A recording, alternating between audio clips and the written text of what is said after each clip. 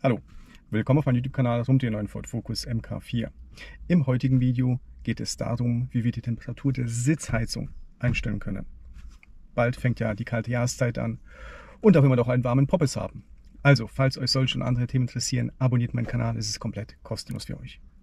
Bevor wir allerdings mit der Änderung der Sitzheizungstemperatur anfangen, ja, möchte ich mich für die Wärmebildkamera bedanken, die ich zugeschickt bekommen habe und die ich halt für diesen Test hier oder um euch zu zeigen, wie das Ganze funktioniert, halt verwenden werde. Ist die Infeeway P2 Pro und ja, nochmal vielen Dank fürs Zuschicken. Das Geile an dieser Kamera ist, weil ich habe versucht, die Temperatur schon vor längerem per Infrarotthermometer zu ermitteln und dann gegen zu checken, ob die Werte dann stimmen oder nicht. Das geht leider nicht so einfach, weil je nachdem, wo man die Infrarotkamera, also diese Wärmethermometer dahin hält, schwankt die Temperatur stark, weil es ja eine relativ große Sitzfläche ist. Und mit der Wärmebildkamera ist das viel einfacher. So sieht das Ding aus. Klitzeklein. Ja, wie immer, ich verlinke euch das Ganze unten in der Videobeschreibung und auf meiner Internetseite. Schaut euch das Ding mal an. Es ist so groß wie mein Daumen. Ist der Hammer. Ja, komplett aus Metall, Aluminium, keine Ahnung. Richtig massiv, richtig geil. Hinzu kommt, und das ist eigentlich das Geile an dieser Kamera. Vielleicht erinnert ihr euch ja, ich habe ja schon mal eine Wärmebildkamera zugeschickt bekommen und habe euch da auch sehr, sehr tolle Bilder gezeigt, wie man zum Beispiel die Temperatur der Lenkradheizung einstellen kann. Falls ihr das Video noch nicht kennt, verlinke ich euch hier oben in dieser Infokarte. Das ist nämlich die Kamera von Topdon. Schaut euch mal diesen Unterschied an. Ungefähr dreimal so groß ist das Ding. Die Parameter beider Kameras sind nahezu identisch. Aber das Geile an der P2 Pro ist, nämlich diese Zusatzverpackung hier. Ich zeige euch gleich mal ein paar Bilder, habe ich auch gemacht. Ist dieser Aufsatz hier. Das ist nämlich eine Makrolinse. So sieht das Ding aus. Und die ist magnetisch. Sprich, man kann sie einfach hier dran machen und fertig. Dann hält das Ding und man hat eine Makrolinse. Und diese Makrolinse ist richtig geil, vor allem wenn ihr Reparaturen durchführt im Elektronikbereich. Ich habe jetzt nichts, was ich jetzt reparieren muss.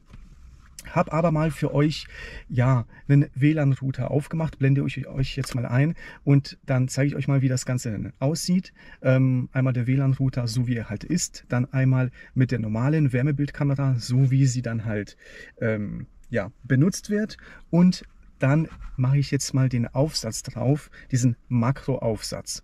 Und wie ihr seht, man sieht deutlich detaillierter alles. Also das ist alles herangezoomt. Man kann jedes einzelne Bauteil, jedes einzelne Beinchen sehen.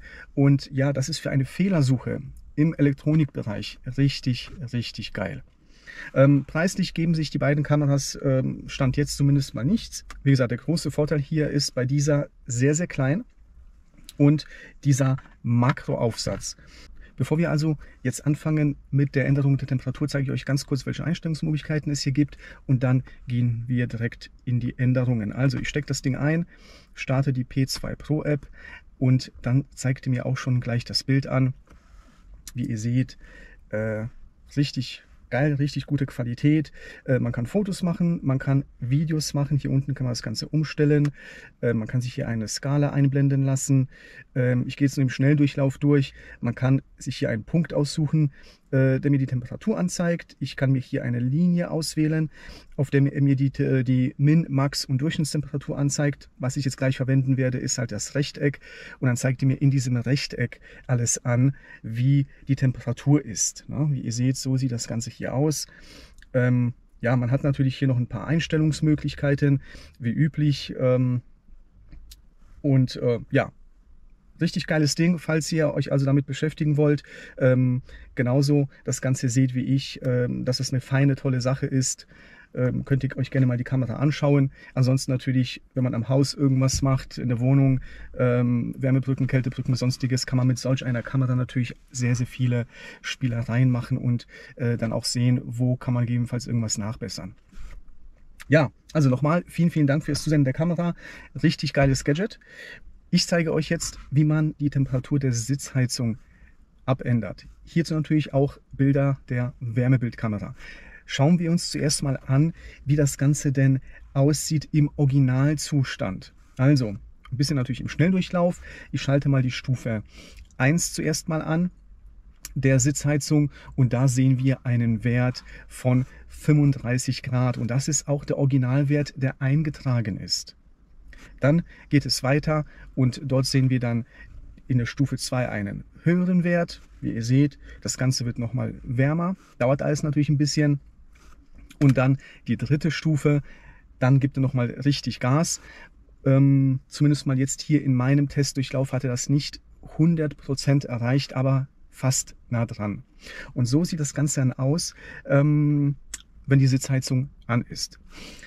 Falls euch jetzt diese 3 Stufen für euch unangenehm sind oder ihr eine andere Werte einfach haben wollt, oder sogar die Stufe 1 vielleicht sogar schon viel zu viel ist und ihr sagt, auf Stufe 1, ja, eigentlich brauche ich gar nicht so warm, den Wert könnt ihr abändern.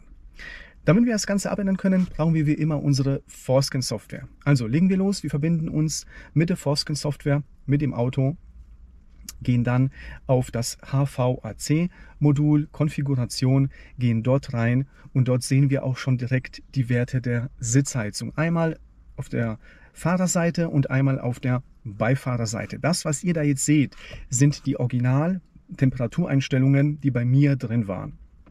Ich würde jedem empfehlen, ihr könnt gerne runtergehen, aber nicht höher. Wie gesagt, alles auf eigene Gefahr wie immer. Ihr könnt natürlich sicher nicht 1-2 Grad höher gehen. Da wird vermutlich nichts passieren. Aber dennoch, wenn ihr natürlich zu hoch geht, ist die Gefahr da, dass euch irgendwas durchbrennt, abbrennt oder sonst irgendwas. Also die Werte, die ihr hier seht, das sind die Standardwerte bei mir. Und ich würde immer nur runtergehen oder maximal auf die Standardwerte nochmal hochgehen. Hier in meinem Beispiel habe ich jetzt von 35 auf 30 Grad das Ganze umgestellt, abgespeichert. Und jetzt schalte ich nochmal die Sitzheizung auf Stufe 1 an.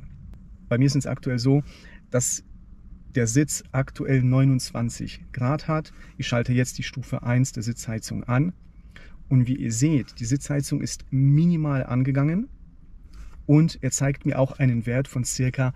30 Grad an. Somit die Werte, die ihr dort seht, stimmen mit den Werten bei der Sitzheizung überein, auch wenn es nur punktuell bei gewissen Windungen ist. Aber dieser Wert stimmt überein. Und ja, so einfach kann man die Temperatur der Sitzheizung seinen eigenen Bedürfnissen anpassen. Ja, nochmal zu den 2 Kameras. Wie gesagt, beide sehr, sehr toll. Bei der Infeeway P2 Pro gefällt mir wirklich diese Makrolinse sehr, sehr, sehr gut. Natürlich fantastische Bilder und Aufnahme und Evaluierungsmöglichkeiten. Das Einzige, was vielleicht Infeeway hier ein bisschen besser machen könnte, ist, wie gesagt, auch mal an so ein Gehäuse zu denken, dass man nach der Benutzung die Kamera nochmal irgendwo verstauen und auch mitnehmen kann. Gut, das war's zu diesem Video. Wie immer, ich hoffe, es hat euch gefallen. Ich wünsche euch noch einen schönen Tag und bis zum nächsten Mal. Ciao!